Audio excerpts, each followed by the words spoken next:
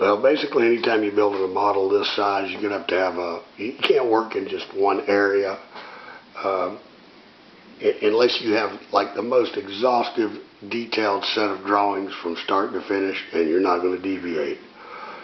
And I wouldn't recommend that, or you can come out with a really mundane, very stale-looking creation. It's not going to grow on you.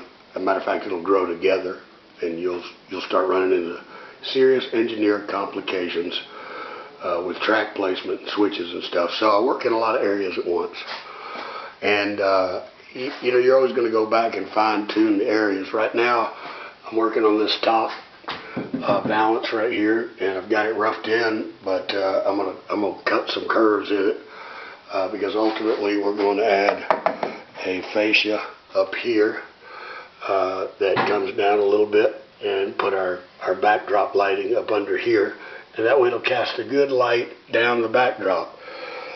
Because although the sun will cast shadows all over the ground, in real life it hardly ever casts a shadow on the sky.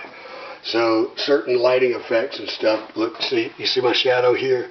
We're going to try to eliminate that by just washing this and then keeping our foreground lighting. And then, of course, when all the miniature lighting goes in place, which there's a ton of, from sign lighting to rail lightings to street lights, crossings, all that stuff comes at the icing level of the cake. But today the project is working on that because it has a lot of gluing and drying and stuff that happens. And you notice me building this building here.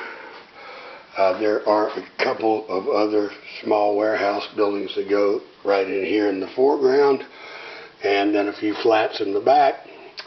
And then this is a Marietta, or Metal Coaters of Marietta, and that'll be situated in there.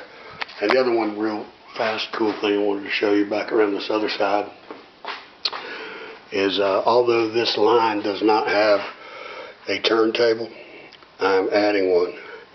And I've never used one of these on a model before because I've always had a way to Y together using a Y system to turn trains around in both directions. On this route, there's 11 trains, 11 locomotives, some that run only north, some that run only south, unless they run backwards as a tailgate with another engine. And I don't ever run two engines together because this is not a big layout. So I'm going to contain this to 5 of those 11 engines, which are their workhorses and their switcher engines. And I'm going to add this cool, and I'll make this a real cool effect. I'm going to lower it into the decking to get all the tracks lined up. And what that will do is allow me to bring a train in here going northbound and do whatever yard work, because there's a lot of yard happening in this little small area right here.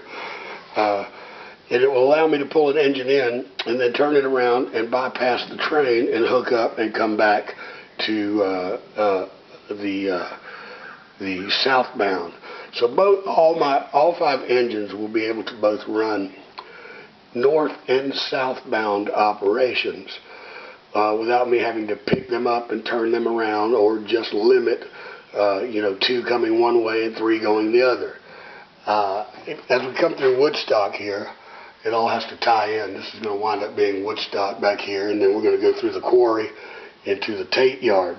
And although that's not on this route, it's going to be a really nice feature. It's going to make it really convenient, and I'm going to keep it manual. You can add an automated thing, but I like the way this works manual.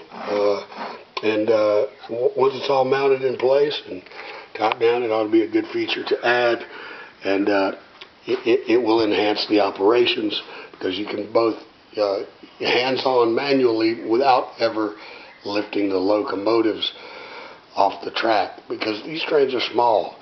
Micro trains are hard to get lined back up on the track, and you only want to handle them in extreme maintenance and cleaning situations. You don't want to be picking them up and moving them around and touching them all the time. That's why every good railroad layout that you see has a sign on it that says, "Please look, but do not touch." It's a lot of fragile stuff, and it's a pretty good sized layout, but considering layouts, it's small.